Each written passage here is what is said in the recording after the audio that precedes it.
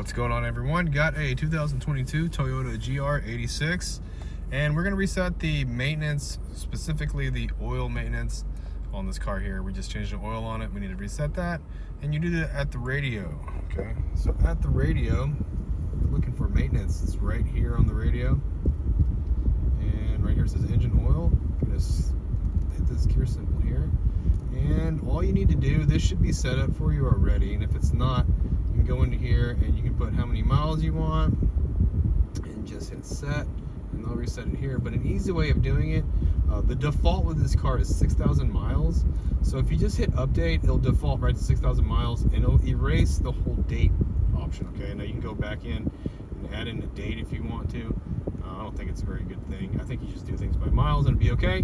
But you can do it two ways here. You can just do update, or you can go ahead and type in something that you want, like 3,000 miles if you want to do it earlier. Okay, just like that. All right, so hope the video was helpful. If it was, appreciate it if you hit that like button for me, leave me a comment if you could, and hope to see you again in another video.